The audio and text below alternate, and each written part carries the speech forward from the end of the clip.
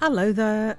I decided to make a group of pictures using prints of planets on them. I like the idea of having the print of a planet and then doing something that uses both chalk and my print, because then I could do variations on a picture, and this is me having a go at that.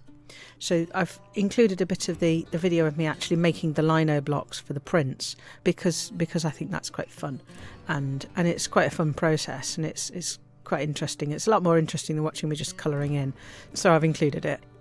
I actually made a ton of these and I'm planning to attempt to use them all at some stage, but I'm going to wait for inspiration to strike. I'll probably put them next to spaceships, or maybe put atmospheres on them, or maybe interstellar phenomenon. We'll see. What I did to make these particular prints, I melted a bunch of sugar in a pan. It creates syrup, and it's used for a technique called sugar lift, and basically the sugar lifts off at the surface. It's normally used for metal etchings, and it's probably better off used for metal etchings. The reason it looks a bit red is because I put a bit of red paint in so I could see what I was painting when I came to put it on the lino, so ignore that. I'm not sure. I enjoyed having a go. It was just a self-indulgent activity to have fun doing it. So I made my little things and I let them dry. And when they were dry, I varnished over them with a thick terps-based varnish. This black varnish is called Rhines varnish, and it's resoluble in white spirit, so it's perfect for use with printmaking because I can clean it up afterwards. When you heat up the sugar that's sealed underneath the varnish, of course it lifts off because it melts, and you can kind of pick off the sugar from the surface, and you can sort of brush off the sugar from the surface, leaving the patterns you painted with the sugar.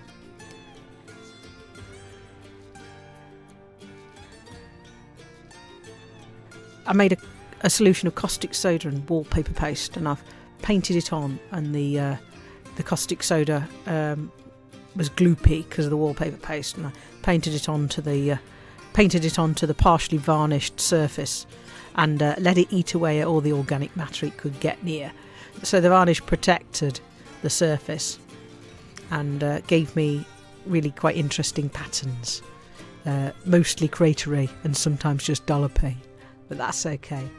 I experimented by printing my moons to see what I got on white paper, and then I thought, well, I'll try it in white ink on black paper, and that's what I've used for the rest of my pictures. The first nebula I chose to draw was from Mammon. It's a small nebula, and it has a monitoring facility, which is rather cool. It's not that far. You can visit it and have a little look at the nebula from there. I went there not long ago and I really enjoyed some of the views. There was a particular gas giant and I ended up drawing that not that long ago, and I took a bunch of photos. But I love the mixture of different shades of pinks and purples and the wispiness of it. It seems to sort of spread right across your field of view when you're there. It really looks fab. And that was one I really enjoyed drawing, so I thought I'll have another bash at that. Sadr, been to a couple of times. One of the first pictures I drew with chalk of Elite, when I thought, well, I like using chalk and I like doing pictures of Elite stuff, I'll do that. And I enjoyed splodging with it so much that I've kept at it, and then I've done a good few hundred since then. But the Nebula Sadr was one I went out to in my little Diamondback and took a photograph of way back when, and I got quite a fond memory of that. It's on the way to the Veil Nebula, so it's quite a good one to check out, and it's a nice counterpoint to the colours in the Veil, which are quite purpley. Down that way as well, you've got the North America, and although this particular picture of the North American Nebula is not seen through an atmosphere. Some of my most favourite pictures that I've got of it are seen from an atmospheric planet I stood on, and it sort of makes it look like clouds in the sky. They look like distant mountains, a sort of almost kind of Mount Fuji-like imagery in the sky, and it's because it's sort of got that bluish purplish atmosphere of the planet I was stood on at the time. It sort of filled in all the gaps, and it just made it look solid, like you could go there and walk up it.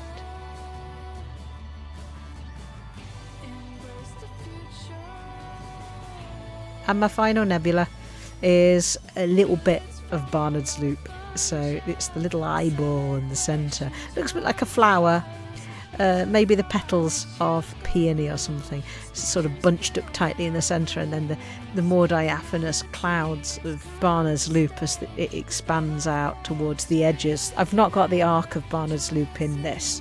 That's sort of outside the paper if you imagine that this is a real close-up. I spent ages on this one because I thought, well, I'll bang an asp in front of it. I can't do all these nebulas without at least putting a ship in somewhere. So it's a cheeky little asp explorer just for the sake of it. And the thing I liked about it was that it was reddish. It was a pretty basic paint that I had on it. I don't even think I had a paint pack on it particularly. It might have been stock. And it had this dull reddish gleam because of the nebula. And I thought that really gave it quite a nice sort of sombre, threatening look. Of course, this is where the Thargoids came from. Well, we don't know, do we? Can't look inside the big red eyeball, sadly. Anyway, thanks for watching, and that's me done. Cheers.